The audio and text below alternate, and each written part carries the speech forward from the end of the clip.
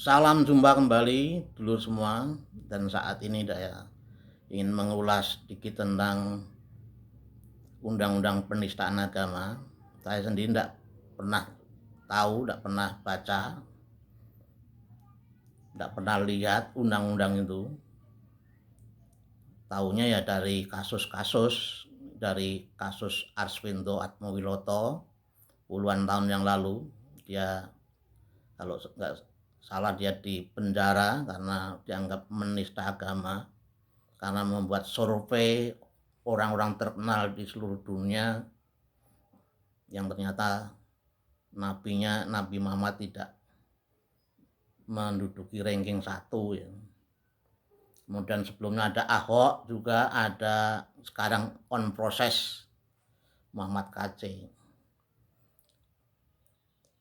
Undang-undang ini di Indonesia ada, dan juga di negara-negara mayoritas muslim biasanya menerapkan undang-undang yang sama. Bahkan di negara-negara tertentu pindah agama itu adalah sebuah kejahatan, harus dihukum. Jadi undang-undang ini justru menurut saya menjadi pemicu yang memfasilitasi orang-orang yang sumbu pendek, mudah marah, mudah tersinggung, yang tidak bisa hidup dalam dunia yang beragam, yang berbeda-beda. Asumsi dari undang-undang penistaan agama ini adalah mengasumsikan agama sebagai sebuah konsep kebenaran, bahkan Tuhan. Ya, kadang-kadang orang membela, ada yang orang mengatakan membela Tuhan, membela agama, itu sebagai yang lemah, yang tidak bisa membela dirinya sendiri, tidak punya kapasitas untuk membela dirinya, sehingga rentan untuk dihina, dilecehkan, dinista oleh manusia, dan cenderung menjadi cengeng, dan oleh karena itu membutuhkan pembelaan dari orang, kelompok, untuk membalas orang yang menghina, dan oleh karena itu di berbagai tempat menjadi pemicu konflik, memicu perang, bahkan dalam satu agama ya, karena perbedaan aliran, karena perbedaan tafsir, karena perbedaan pendapat, menjadi konflik. Jadi agama dan bahkan Tuhan yang nggak bisa membela dirinya sendiri, yang dianggap lemah, itu cenderung lalu kemudian bisa dimonopoli, dimiliki oleh, seolah-olah agama kebenaran itu, bahkan Tuhan itu adalah milik seseorang, milik kelompok orang.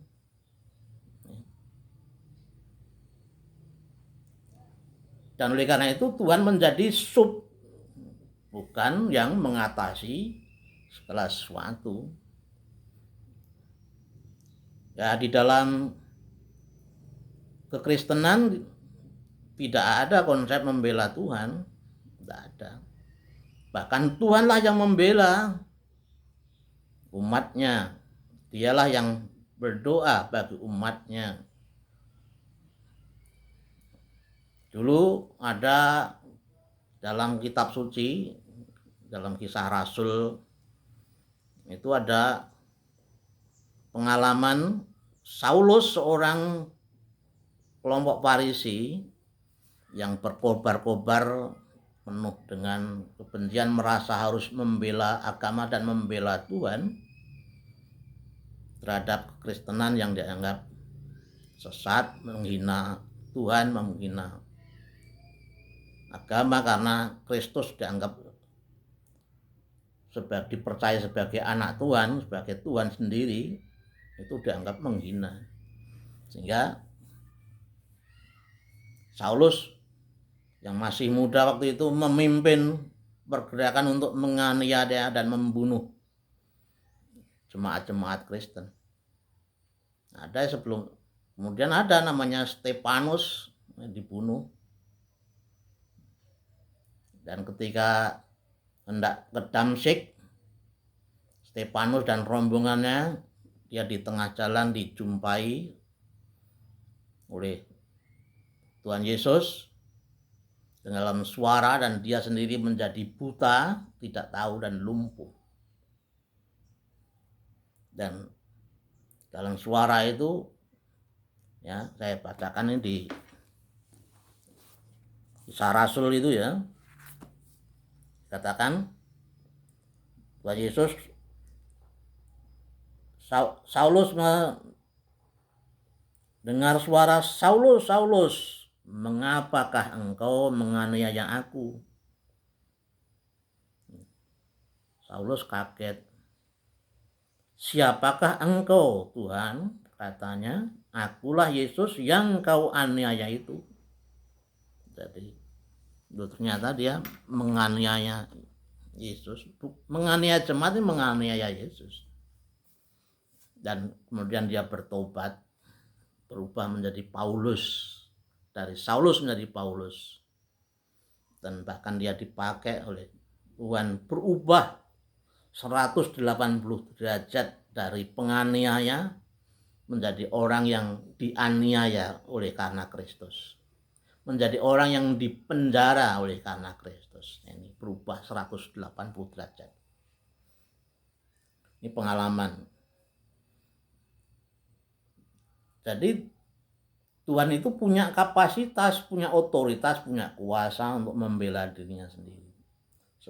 Sebagai sebuah kebenaran, dan bahkan dia punya otoritas yang pencipta, supreme being, yang punya kuasa. Justru dialah yang membela jemaat yang menganiaya. Jadi dalam dunia kekristenan tidak membutuhkan undang-undang penistaan agama. Ya, agama itu sendiri yang akan membela dirinya sendiri. Dan kita semua dengan rendah hati menundukkan diri pada apa yang dinyatakan benar oleh Tuhan melalui firman. Ya. Jadi kalau orang Kristen dianiaya, ya itu bukan sebagai tanda bahwa ia mendapatkan nasib sial, enggak masalah. Karena Kristus sendiri dibunuh, dianiaya.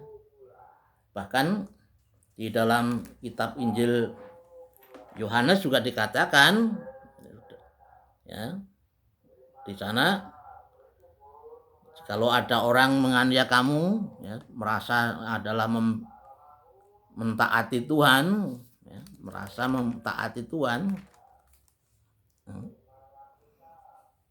itu jangan kaget karena aku sudah mengatakannya sebelumnya. Jadi seperti Ahok itu, ya, kalau orang memusuhi Ahok, sebenarnya yang dimusuhi adalah Tuhan yang Maha Kuasa. Ya, ada karmanya. Tuhan tahu cara membela dirinya, bahkan tahu cara membela umatnya.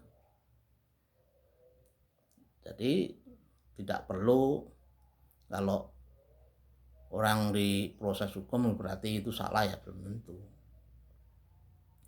Mungkin yang jadi persoalan adalah undang-undangnya itu sendiri. Dan cara kita hidup bermasyarakat. Kadang-kadang kita cara hidup bermasyarakat itu, kita itu cenderung tidak adil dan munafik.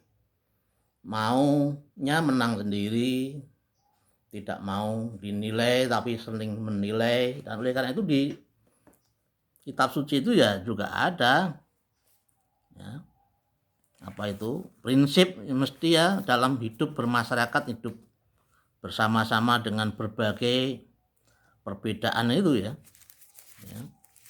Prinsipnya itu sederhana, bahkan dianggap itu sebagai ringkasan dari kitab Taurat, seluruh kitab para nabi.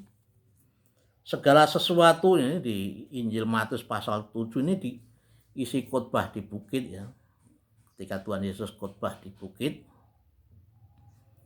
pasal Injil Matius pasal 7 ayat 12, segala sesuatu yang kamu kehendaki supaya orang perbuat kepadamu, perbuatlah demikian juga kepada mereka. Itulah isi seluruh hukum Taurat dan kitab para nabi. Kalau diperes kira-kira cuma seperti itu. Jadi kalau segala sesuatu yang kamu kehendaki supaya orang berbuat kepadamu, perbuatlah demikian juga kepada mereka. Jadi prinsipnya sederhana sekali. Jadi kalau nggak mau dinista, nggak mau dihina, ya jangan menghina, jangan menyerang. Mungkin kalau itu diterapkan dalam kehidupan kita bersama, aman, damai kita, saling menghargai, menghormati. Ya semoga ini kita bisa pakai, mungkin berguna untuk menilai undang-undang kebutuhan dan manfaat dari undang-undang penistaan agama. Yang menurut saya dari umat Kristen itu ya tidak membutuhkan undang-undang penistaan agama.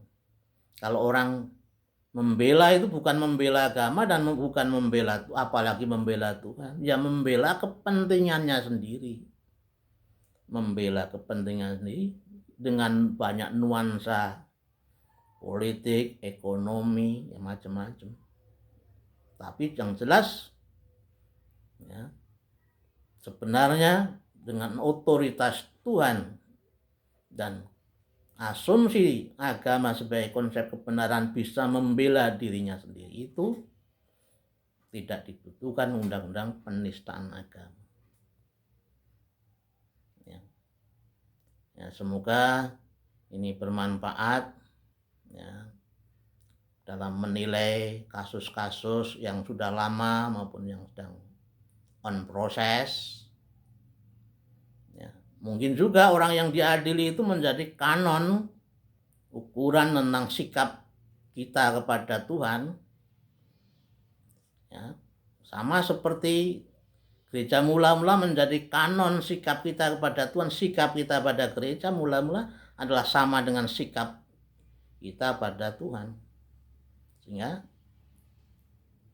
Paulus itu bertobat ketika ia menganiaya jemaat sama dengan menganiaya Tuhan. Dulu Ahok ya, bilang juga, dan orang cenderung mengklarifikasi dari fakta-fakta selanjutnya bahwa orang-orang yang seperti itu juga mengalami keadaan situasi yang buruk, lebih buruk. Ya, nggak tahu Muhammad KC ya, mungkin ada kelirunya juga, ya, nggak tahu. Ya, biarlah nanti proses hukum yang berjalan. Nah, semoga proses hukum tidak berdasarkan tekanan ya, massa, tidak tekanan, karena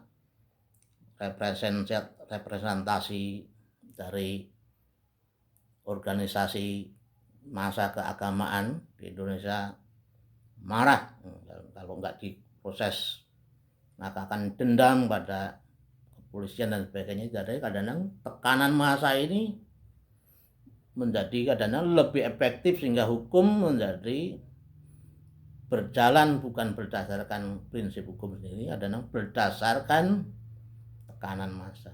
Itu menurut saya berbahaya di dunia demokrasi, di dunia negara hukum. Nah, semoga kita hanya bisa berdoa. Tuhan punya caranya sendiri, punya kapasitasnya sendiri ya. Demikian pun agama-agama sebagai ekspresi ungkapan sistem kebenaran. Semoga agama-agama ya, agama apa saja bisa ya, diyakini mempunyai sistem imunitas terhadap penistaan. Dia bisa membela dirinya, bisa mempertahankan dirinya sendiri. Ya, Tuhan memberkati.